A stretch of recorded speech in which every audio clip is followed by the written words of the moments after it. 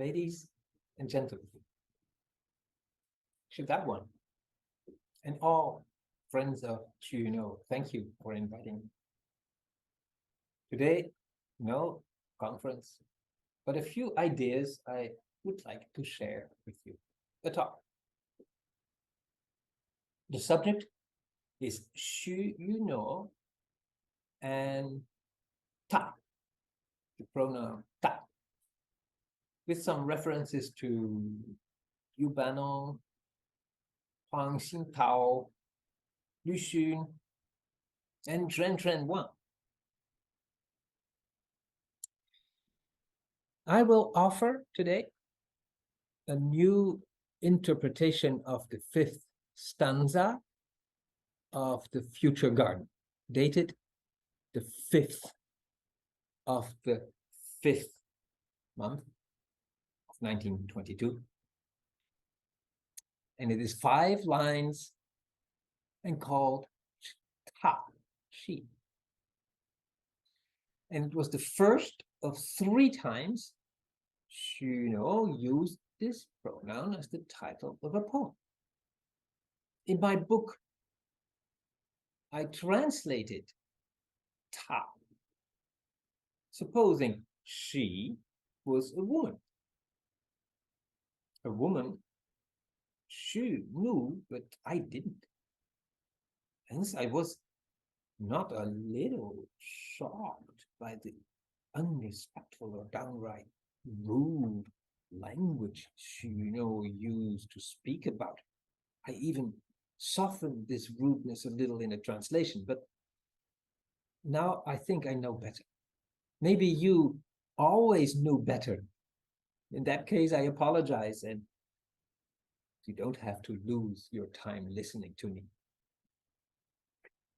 If you've read the introduction of my translation of the Future Garden, you know how I related the poems of Xu Yunuo, personal as they are, to the state of the country China and the state of the language of that country, the poetic language. And the country changed from an empire into a republic, and the language of poetry changed from classical to Baihua, real revolutions. One date in that ongoing revolution was May 4th, 1919.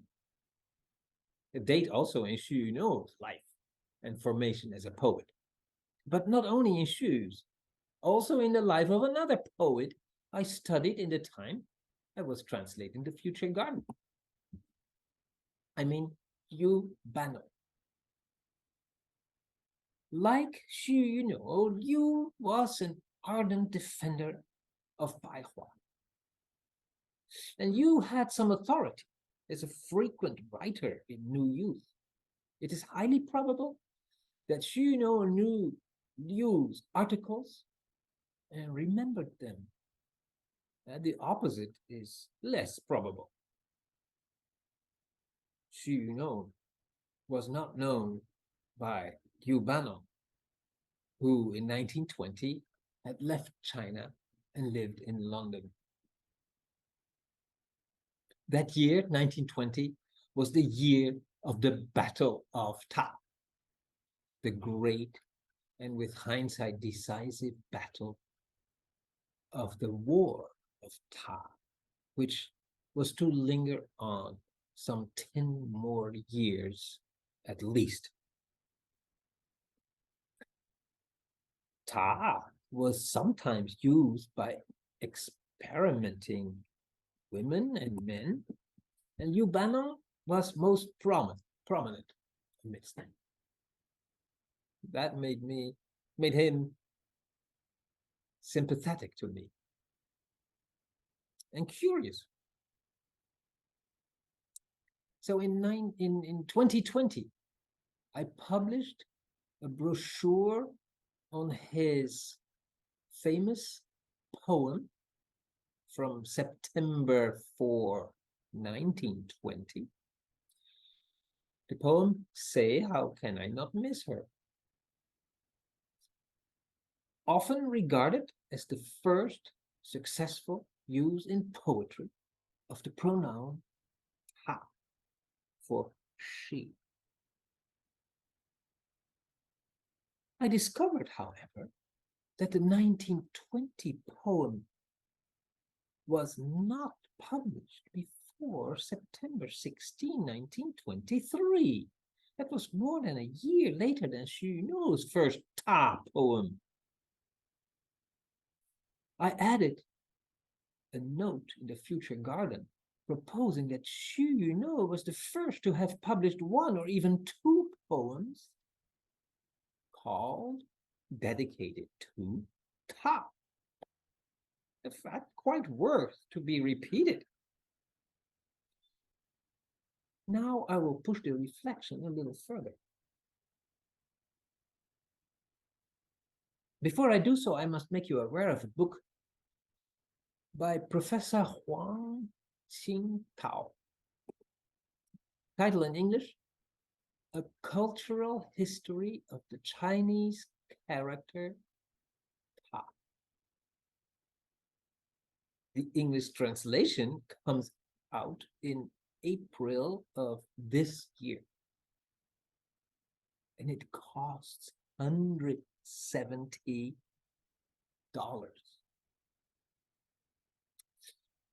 So I have only been able to read a few reviews of the book, which was published in China in 2012. I would love to reach out to Professor Qingtao to praise him for his excellent study. However, although I have not been able to check this, I am sadly confident that he didn't include Xu Yunuo, nor my booklet on Liu Banong. If one of you can help me contact Professor Qingtao, I would greatly appreciate it.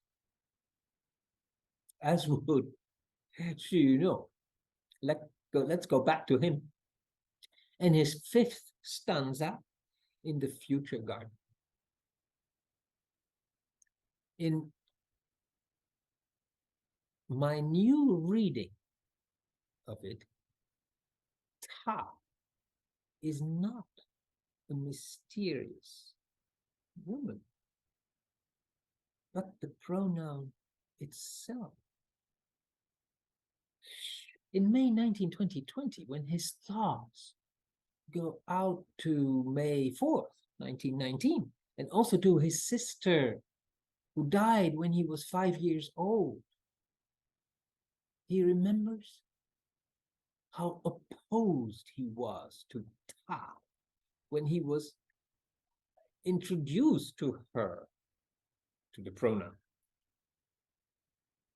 That introduction can very well have been the fierce dispute in China times in 1920 between Liu Banong and Han Bing. Why do I think so?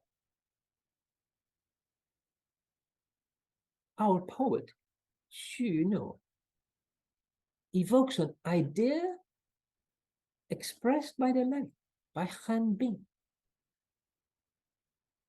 Namely, that this Ta for she, just as all knew by Hua, is similar to the braying of an ass. And what does Xu Yunuo write? When I first saw her, she seemed as stupid as an ass. You say a donkey, but ass is worse. In the next line, he recognizes his error, stating that humanity, or man and woman, share the same indivisible matter. And Xu Yunuo doesn't stop there. He admits in the fourth line that he he is not yet completely used to Ta. And to say this, he chooses a curious formula, a Western expression, complete with Western letters. He says, I'm not used to her A, B, C.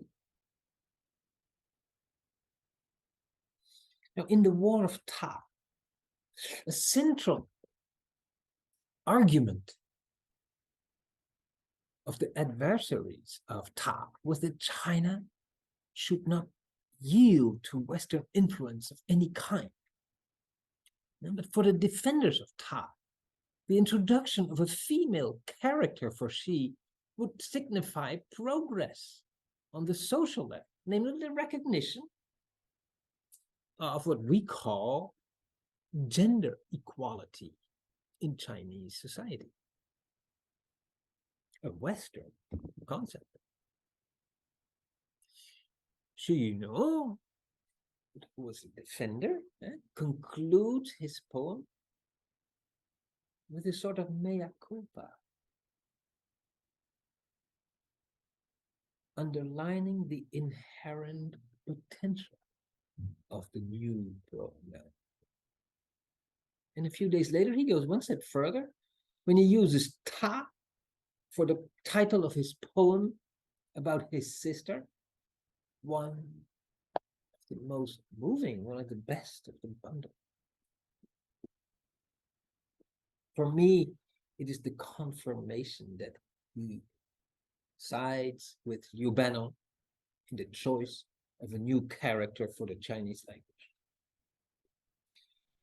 It adds, for me, also an argument in the interpretation of both Liu Banong's short song, ballad, and Xu Yunuo's entire long poem, The Future Garden, namely that she is not just a woman, but the personification of China.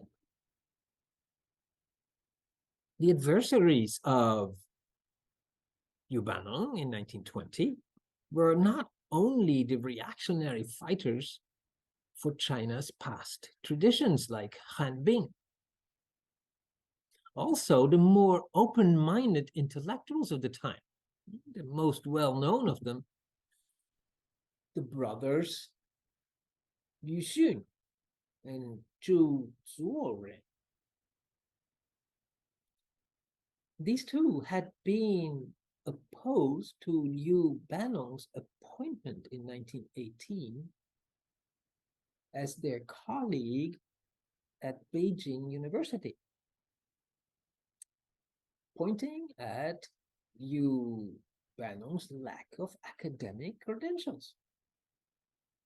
And now Liu's passionate defense of Ta must have hardened their disapproving opinion about him. Their favorite candidate for a female pronoun was the more ancient and noble he. In 1922, there was no reason to predict the victory of Ta, a people's victory. The intellectuals rather used Yi, and between them, Ye and Tao. To me, it seems arguable that Liu Xun's negative attitude toward Xu Yunuo and his poetry, as I described in my introduction, was in part triggered and accentuated by Xu Yunuo's choice for Liu Banong's Ta. A last comment to bring us back to our time. If you think of it in the perspective of the 20th century, characterized by political and social upheavals, of never-seen vehemence. The 1920s war of Ta seems a neglectable event. But the contemporaries didn't see it that way. Language can set off emotional upheavals of great passion. It is the theme of Huang Xintao's book. It illustrates, for instance, how Chinese feminists could combat the use of Ta as the embodiment of victimized women. Now, so emotional upheavals are not limited to pre-communist China. Less than a century later, around 2010, a new war of Ta has broken out in the West, where I should call it the war of they. In the modern, hyper-gender sensitive American society, the use of he and she for a single person becomes prohibited and is replaced by they, and the plural they for one person. In America, it gives rise to greater passion than the war with bombs and missiles in Ukraine. It will certainly be a major argument in the upcoming American presidential elections. How does this reflect upon China? Comparatively, only skirmishes, I believe, but still signs of the times. Gender-sensitive Chinese young people, visible, for instance, on Shenring, Wang, and the Facebook, Chinese Facebook, they avoid Ta, the female Ta, because it is gender specific. Now, what in 1920 was perceived as empowering women and enhancing gender equality is today felt as a gender threat. Now, Liu Benong defended female Ta because it was pronounced the same as the old Ta. And today, this condemns it as gender disrespect. In our social media era. So what do these Chinese spellers fall back on? I wondered.